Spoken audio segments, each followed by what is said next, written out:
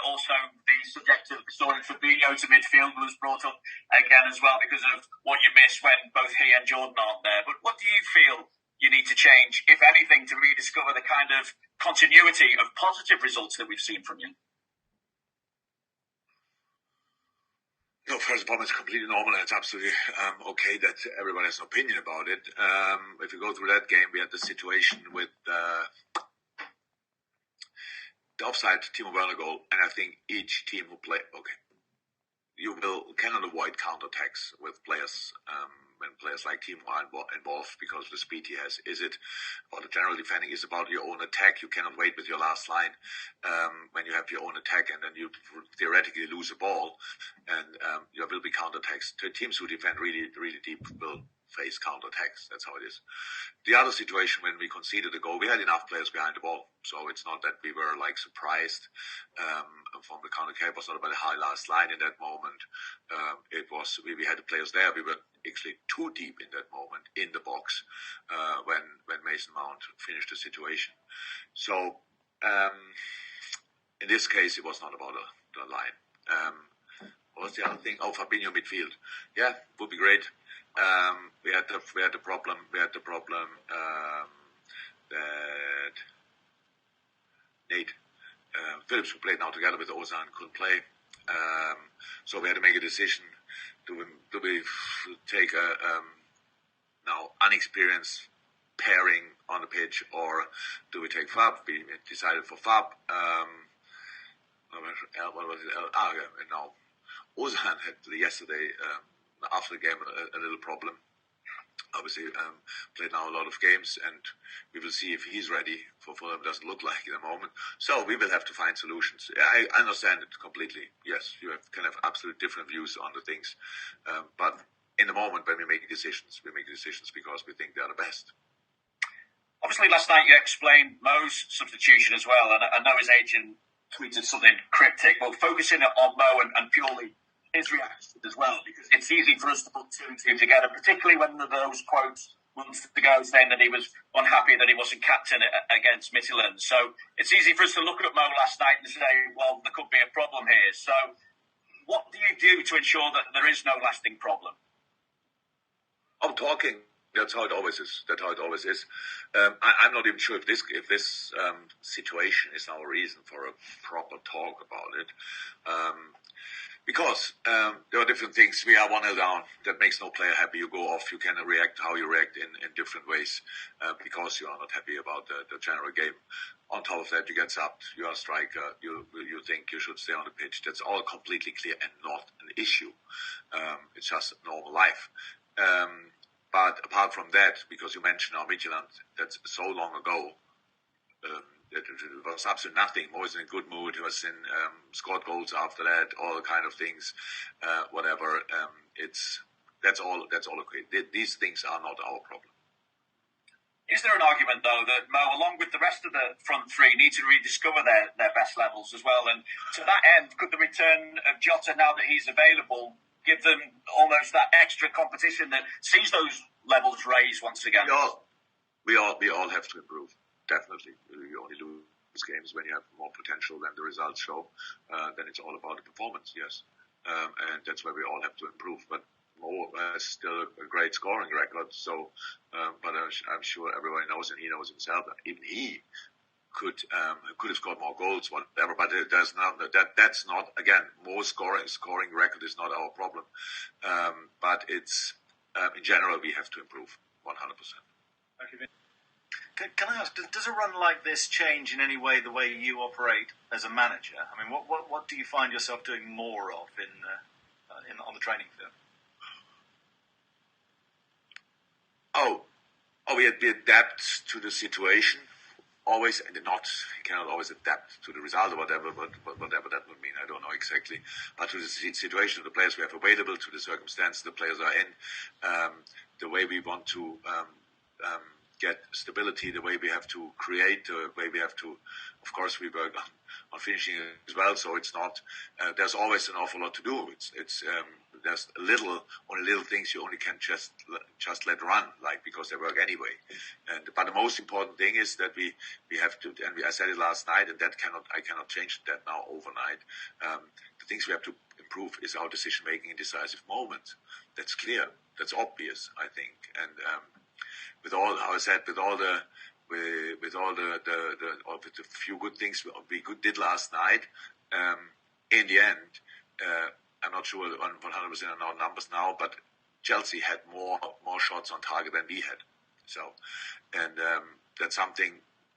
Shots on target are not the sign. It's the goals you score, but it's a sign. So we have to in these moments when you are in. I said it last night. A lot of things were really good, but the last pass was not good enough, and that killed these situations then. And then we have to work on. We do that, but in the end, it's football as well. It's about creating a feeling in the game, like a confident whatever. And if you are 1-0 down, it's different to being 1-0 up. So, and we with that one situation, we brought us in a situation where we had to chase the game again, and against a quality side like Chelsea, that doesn't make life easier, especially if you then don't use the situations you have. Like, if you know the big chances we had, and if you use them, then the whole game can change. If not, then not. Thank you. We'll take one from James Malford, then one from TalkSport. Conscious we've got two embargoed sections, and we have been doing a lot of questions. James, then Ian. Hi Jurgen, can I just ask please about injuries for the game against Fulham, and particularly Nat Phillips and Ben Davies? How close are they to being back to full fitness? Nate, I think, will be ready. Ben as well. So Ben is now, it's not easy. So in our situation, we brought him in, and he has to adapt and all these kind of things. He's a really good player, but we have just to make sure that we try to make sure that the people who play with each other, and if you bring one new player and a second new player, that changes everything. And so we have to see which decision we make for it. But it looks like from the boys that were available, could be, and I didn't get the final information yet, only yesterday after the game, could be difficult or the game could come too quick for Ozan. But Nate should be ready again, and Ben anyway. Thank you. One for you, Ian, and then we'll go to Carl Markham from Press Association. Hi, Jurgen, how are you? You right? Kind of. Kind of. I just wonder if you think this dip in form was inevitable. You worked so hard climbing the mountain the last 2 years, winning the European Cup, World Club Cup, Premier League. I just wonder whether or not it's kind of inevitable that the dip in form was going to come because you worked so hard to get to the very, very top. Oh, I don't think so. Inevitable means unavoidable, or exactly. Okay. Always going to happen.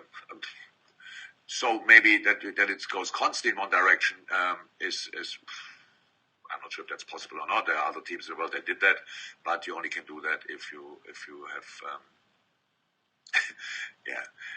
if your problems are not getting bigger than the solutions you can have, and so that's it. And I think it's the most difficult league to stay on top of everything for a long period is England. It could happen.